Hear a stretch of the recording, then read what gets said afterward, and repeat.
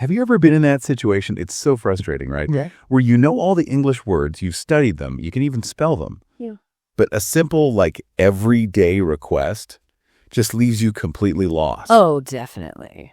I'm thinking of, moments like Daniel trying to get a croissant in New York and the cashier just blank stare. Yeah, or like Mark, who you mentioned, just totally stumped by for here to go in a busy coffee shop. It happens all the time. And don't even get me started on those phrases, those idioms, like touch base. What does that even mean?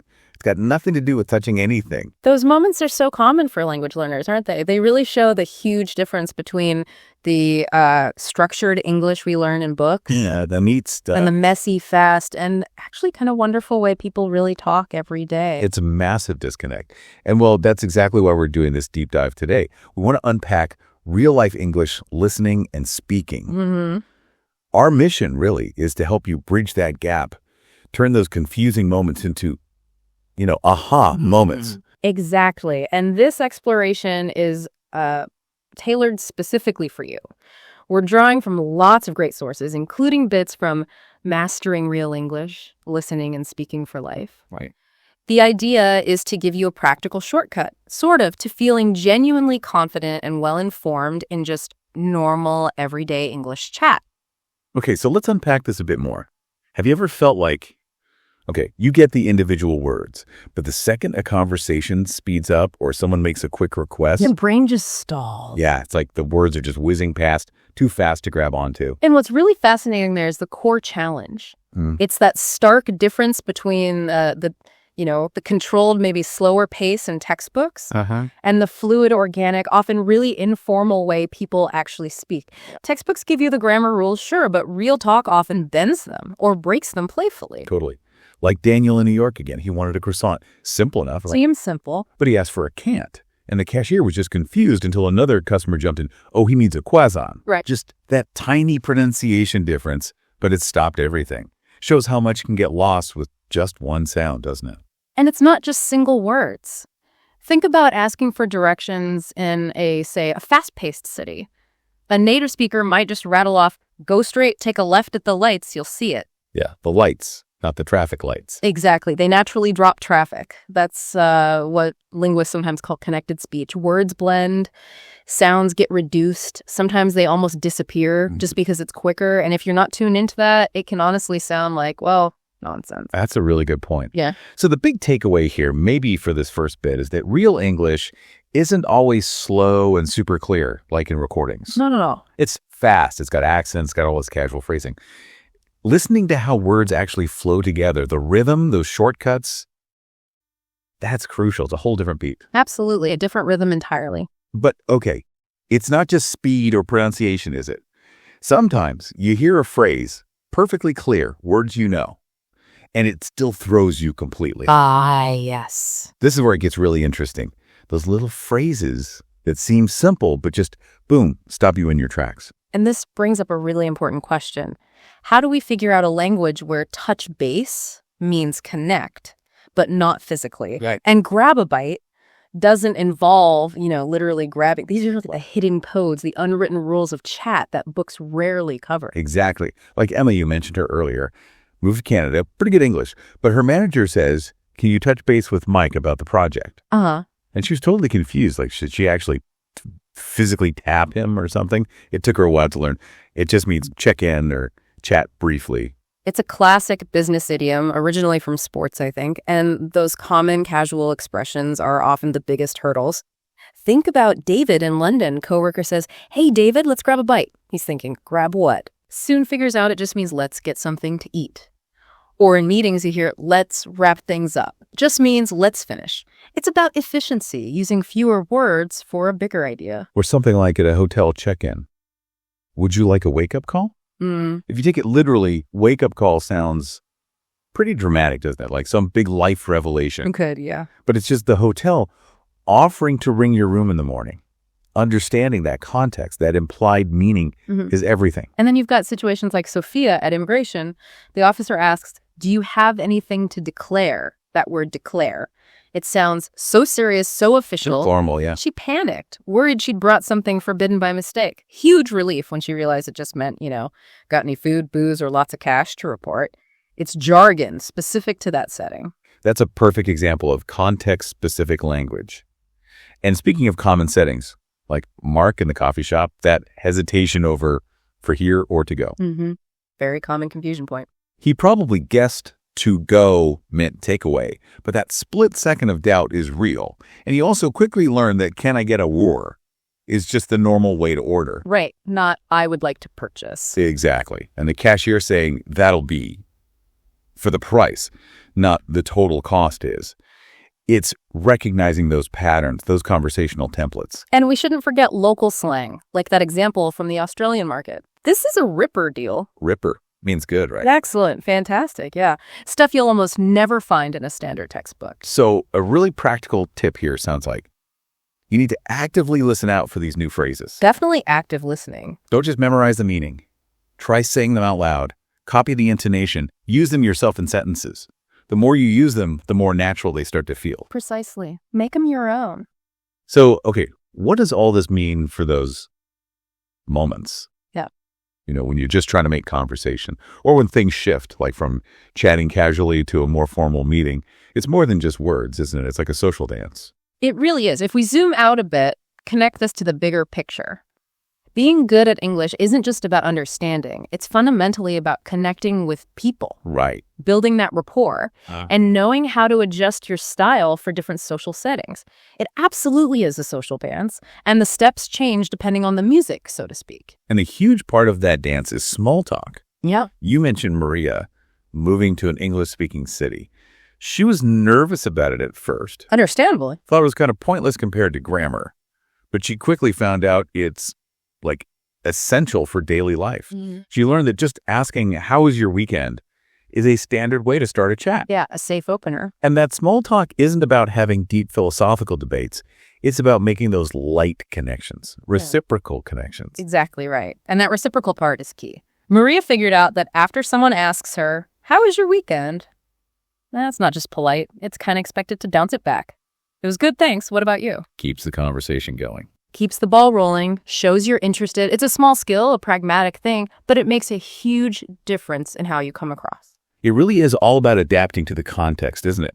Think about the difference between what can I get you today, super casual at a cafe, versus something more formal in a meeting, like let's circle back to that point later. Both work, but the language choice signals the situation. Formality, professional setting. And that adaptability stretches into digital communication, too. Language changes so much from a formal email. Dear Mr. Smith, I hope this email finds you well. Very formal. To just a quick text, hey, still out for dinner tonight. Knowing when to use which style is crucial for, well, not sounding weird online or via text. And we shouldn't forget the nonverbal stuff, even if you can't see the person. Like on a phone call. Oh, yeah, tone of voice is huge. You can hear the smile or the frustration or the surprise just from their tone, the pauses, the pitch changes. Yep. So, as you practice speaking yourself, consciously try to put some of that into your own voice. It just makes you sound much more natural, more expressive. Brings the language to life. Okay, so let's shift gears a bit and dive into some really practical, sometimes maybe anxiety-inducing real-world situations. Right, where the rubber meets the road. These are those moments where all the theory gets tested and where, confidence really makes a difference. And this brings up a critical point. How do we not just understand what's being said, but actually respond effectively and calmly? Especially in specific transactions or when things go wrong unexpectedly. Yeah, how do you handle that? It's moving beyond just listening to, confident application under pressure. Okay, take airport immigration, that classic question. What's the purpose of your visit? Always nerve-wracking. But if you thought about it beforehand, maybe you rehearsed it mentally, you can just calmly say, I'm here for tourism or visiting family. Having those simple phrases ready makes a huge difference to your anxiety levels. Absolutely. Preparedness helps. Another common one is dealing with problems. Like, you're in a hotel, the Wi-Fi is down, which I know you've actually experienced. Oh, tell me about it. Yes. Knowing how to calmly say, excuse me, I seem to be having trouble with the Wi-Fi in my room. That's step one. Right. And then listening for the typical responses like, oh, I'm sorry about that. Let me check on it. Or I'll send someone up. The key is staying calm. And crucially, not being afraid to ask for clarification. Yeah, don't just nod if you didn't get it. Exactly. Sorry, could you explain that again? Or could you say that a bit more slowly, please? It's okay to ask. So true. And for directions, picture yourself in a new city, trying to find your way. You need to be ready to hear and use phrases like, go straight, turn left at the intersection, it's just around the corner, or it's a few blocks down. Having that mental map and the language to navigate it helps enormously. What about professional meetings? Understanding things like finalize the project timeline or confirm availability for the next sprint. Yeah, that business jargon, it's vital for actually collaborating effectively and showing you're engaged following the discussion. And then there's healthcare. Being able to describe your symptoms clearly, that can be really critical. Absolutely critical. Being able to say, I've been experiencing headaches and some fatigue for a few days, or maybe the pain is sort of moderate but sometimes sharp, especially when I move like this. That detail helps the doctor. Precision matters there. And even in trickier situations like debates or disagreements, knowing how to say things like, okay, I see your point, but I actually have a different perspective on this. Polite disagreement. Yeah, it helps keep things respectful, constructive, stops it from just becoming an argument. Expressing dissent politely is a real skill. Yeah, look, it's completely normal to feel unsure sometimes or confused. Totally normal. That doesn't mean you're failing. It's just part of learning a language, right? Right. The goal isn't perfection straight away. It's progress, little by little. Exactly. And learning from the mistakes, that's maybe the most powerful thing. You mentioned that great story about someone ordering a coffee with a spoon. Instead of a spoon with my coffee. You just have to laugh at those moments. Share them. Every time you stumble, make a mistake. It's useful information. It's a step forward, pushing you closer to sounding more natural. So, okay, we've covered a lot. Yeah. How do we take all these ideas, all these insights, and turn them into actual practical steps for you listening right now to feel more comfortable, more natural, and more confident in real English? Well, what's really key here, the underlying theme, is that consistent, varied, and genuinely active practice. That's the real path. That's how you get to deep understanding and that ability to speak spontaneously. Right. It's about consciously turning every interaction, every bit of English you hear or read into a chance to learn, really immersing yourself. So that means daily immersion, really commit to it. Yeah, listen to English every single day. Podcasts, TV shows, movies, whatever you enjoy. Start with subtitles if you need them, that's fine. But then challenge yourself. Try watching without them. Even listening to music and trying to catch the lyrics helps tune your ear. And active listening, you mentioned that before. Yeah. Not just letting it wash over you. Exactly. Pay attention. Notice the rhythm, the tone of voice, and especially those common contraptions like what are you doing tonight becomes what you doing tonight. Right. Or, what are you doing tonight? Hear how those sounds squish together. That's a great tip. And what about speaking practice? Okay, a really powerful technique is mimicry or shadowing. Hear a native speaker say something that sounds good, natural. Yeah. Repeat it right away, out loud. Try to copy their exact pronunciation, the ups and downs, the rhythm. You can even record yourself on your phone, play it back, see how you sound, track your progress. Ooh, recording yourself. Brave, but probably useful. It really is. And role-playing, too. Super effective. Imagine different scenarios. Job interview, ordering food, chatting with a neighbor. Practice them out loud. Yeah, even just talking to yourself in the mirror. Or better yet, find a language partner. And switch roles. Try being the customer, then the cashier. It gives you different perspectives. That makes sense. Sure. And keep it simple at first. Definitely. Don't feel pressure to make really complex sentences right away. Start with the basics. Hi, my name is Trupping. I'm doing well, thank you. Focus on being clear and getting your message across first. Complexity can come later. And talk about things you actually care about. Yes, your hobbies, your interests, stuff in the news you find interesting. When you're passionate about something, the words just come more easily. You sound more confident because you are more engaged. Good point. Vary your sources too, you mean like different accents. Exactly. Listen to British English, American, Australian, Canadian, wherever you can find it. Read different things aloud, stories, news articles, maybe even poetry. The more variety you expose yourself to, the better you'll handle the real world where you hear all sorts of English. And what about online? Digital practice. Yeah, engage digitally, join online forums, maybe chat rooms in English. See how people write naturally. Practice writing yourself. Notice the difference between a formal email and a quick text to a friend. Maybe join online webinars or virtual meetups. Great for listening and sometimes speaking practice in a slightly more structured way. How about storytelling? Great idea. Practice telling stories. Talk about a memorable trip, a funny thing that happened, something you did last weekend.